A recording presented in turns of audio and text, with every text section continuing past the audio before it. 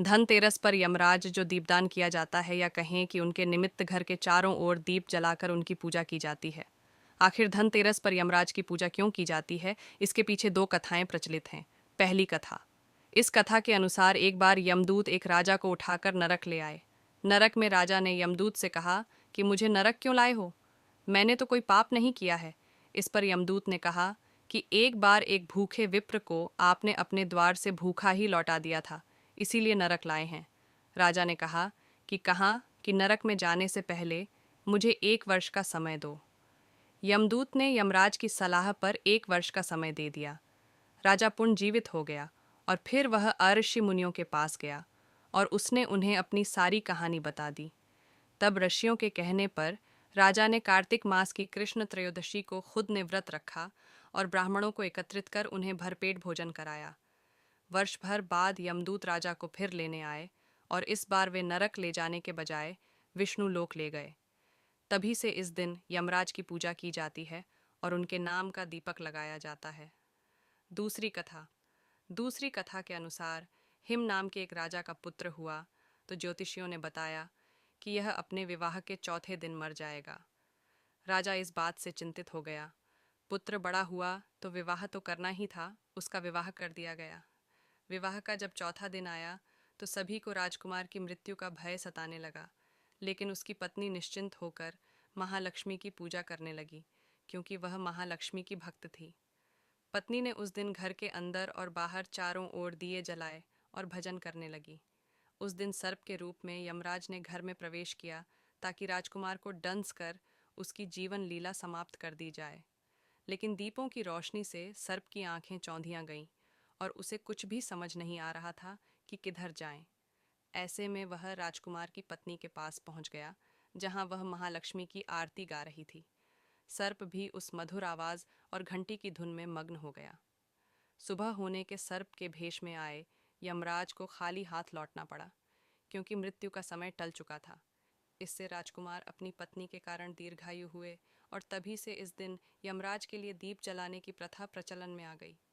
दीपदान धनतेरस के दिन यमराज के निमित्त जिस घर में दीपदान किया जाता है, वहां अकाल मृत्यु नहीं होती है।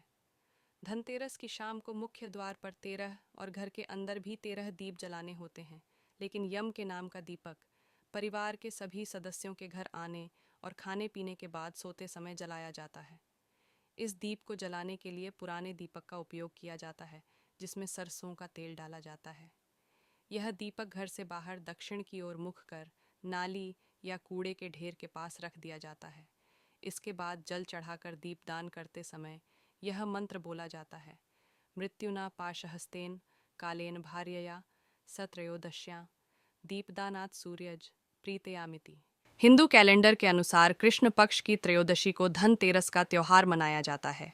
यह 5 दिन चलने वाले दीपावली उत्सव का पहला दिन होता है। धनतेरस से ही 3 दिन तक चलने वाला गोत्रिरात्र व्रत भी शुरू होता है। आओ जानते हैं इस दिन खरीदे जाने वाली 5 खास वस्तुएं और खरीदे जाने का मुहूर्त। सोना खरीदना। इस दिन सोने या चांदी के आभूषण खरीदने की परंपरा भी है। सोना भी लक्ष्मी और बृहस्पति का प्रतीक है, इसलिए सोना खरीदें। कुछ लोग सोने या चांदी के सिक्के खरीदते हैं। बर्तन खरीदना। इस दिन पुराने बर्तनों को बदलकर यथाशक्ति तांबे, पीतल, चांदी के गृह उपयोगी नवीन बर्तन खरीदते हैं। पीतल के बर्तन लक्ष्मी और बृहस्पति के प्रतीक हैं। अतः इस दिन सोना नहीं खरीद पा रहे हैं तो पीतल के बर्तन जरूर खरीदें। धनिया खरीदना। इस दिन जहां ग्रामीण क्षेत्रों में धनिये के नए बीज खरीदते हैं, वहीं शहरी क्षेत्र में पूजा के लिए साबुत धनिया खरीदते हैं। इस दिन सूखे धनिया के बीज को पीसकर गुड़ के साथ मिलकर एक मिश्रण बनाकर नैवेद्य तैयार करते हैं। अन्य वस्तुएं। इसके अलावा इस दिन दीपावली पूजन हेतु लक्ष्मी गणेश की मूर्ति, खिलौने, खील, बताशे आदि भी खरीदे जाते हैं। इस दिन लक्ष्मी, गणेश, कुबेर, धनवंतरी और यमराज जी की पूजा होती है। इस दिन ग्रामीण क्षेत्रों में पशुओं की पूजा भी होती है। धनतेरस के दिन सोना खरीदने का प्रचलन है। सोना नहीं खरीद सकते हैं तो पीतल का बर्तन खरीदें। यह दोनों वस्तुएं नहीं खरीद सकते हैं तो पीली कौड़ियाँ और धनिया खरीदें। खासकर धनिया खरीदना बहुत ही शुभ होता है। धनतेरस के दिन किसान लोग धनिये के बीज खरीदते हैं और आम शहरी पूजा के लिए धनिया खरीदता है। धनिया खरीदना शुभ माना जाता है। मान्यता है कि ऐसा करने से भी धन का नुकसान नहीं होता है। धनतेरस के दिन आप कौड़ियाँ खरीदें और यदि वे पीली ना हो तो उन्हें हल्दी के घोल में पीला कर लें। बाद में इनकी पूजा कर अपनी तिजोरी में रखें। इसके अलावा धनतेरस के दिन शुभ मुहूर्त देखकर बाजार से गांठ वाली पीली हल्दी अथवा काली हल्दी को घर लाएं। इस हल्दी को कोरे कपड़े पर रखकर स्थापित करें तथा षडोषपचार से पूजन करें। दान करें। धनतेरस के दिन यदि आप चीनी बताशा, खीर, चावल, सफ़ेद कपद्धा आदि अन्य सफ़ेद वस्तुएं दान करते हैं तो आपको धन की कमी नहीं होगी। जमा पूंजी बढ़ने के साथ ही कार्यों में आ रही बाधाएं भी दूर होंगी। इस दिन यदि आपके दरवाजे पर कोई भिखारी, जमादार या गरीब व्यक्ति आए तो उसे खाली हाथ न भेजें। आप कुछ न कुछ उसे ज़रूर दें। इससे माँ लक्ष्मी प्रसन्न होती हैं और आपको समृद्धि का आशीष देती हैं। इससे आपको हर कार्य में अपार सफलता भी मिलेगी। इस दिन आप किसी मंदिर में जाकर केले का पौधा या कोई सुगंधित पौधा लगाएं। जैसे जैसे ये हरे भरे और बड़े होंगे आपको जीवन में भी सफलताएं बढ़ेंगी। इस दिन अन्नदान, वस्त्रदान, लोहदान और मंदिर में झाड़ू दान करने के भी प्रचलन है। हिंदू कैलेंडर के अनुसार कृष्ण पक्ष की त्रयोदशी को धनतेरस का त्योहार मनाया जाता है। यह 5 दिन चलने वाले दीपावली उत्सव का पहला दिन होता है। धनतेरस से ही 3 दिन तक चलने वाला गोत्री रात्र व्रत भी शुरू होता है। आओ जानते हैं कि धनतेरस के दिन ऐसा कौन से 5 कार्य करते हैं जिससे घर के संकट मिटकर धन और समृद्धि घर में आती है। 5 देवों की पूजा धनतेरस के दिन भगवान धन्वंतरी, लक्ष्मी, कुबेर, यम और गणेश जी की पूजा होती है। धनतेरस के दिन ग्रामीण क्षेत्र में मवेशियों को अच्छे से सजाकर उनकी पूजा करते हैं, क्योंकि ग्रामीणों के लिए पशुधन का सबसे ज्यादा महत्व होता है। दक्षिण भारत में लोग गायों को देवी लक्ष्मी के अवतार के रूप में मानते हैं, इसलिए वहाँ के लोग गाय का विशेष सम्मान और आदर करते हैं।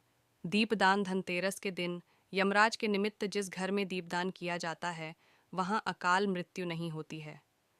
धनतेरस की शाम को मुख्य द्वार पर 13 और घर के अंदर भी 13 दीप जलाने होते हैं, लेकिन यम के नाम का दीपक परिवार के सभी सदस्यों के घर आने और खाने पीने के बाद सोते समय जलाया जाता है।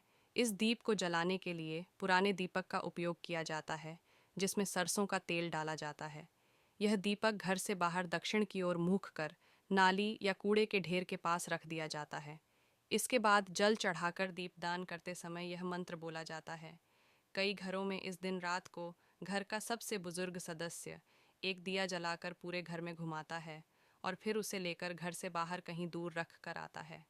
घर के अन्य सदस्य अंदर रहते हैं और इस दिए को नहीं देखते हैं। यह दिया यम का दिया कहलाता है। माना जाता है कि पूरे घर में इसे घुमा कर बाहर ले जाने से सभी बुराइयां और कथित बुरी शक्तियां घर से बाहर चली जाती हैं। खरीदें। धनिया धनतेरस के दिन सोना खरीदने का प्रचलन है। सोना नहीं खरीद सकते हैं तो पीतल का बर्तन खरीदें। ये दोनों वस्तुएं नहीं खरीद सकते हैं तो पीली कौड़ियाँ और धनिया खरीदें। खासकर धनिया खरीदना बहुत ही शुभ होता है। धनतेरस के दिन किसान लोग धनिये के बीज खरीदते हैं और आम शहरी पूजा के लिए धनिया खरीदता है। धनिया खरीदना शुभ माना जाता है। मान्यता है कि ऐसा करने से भी धन का नुकसान नहीं होता है।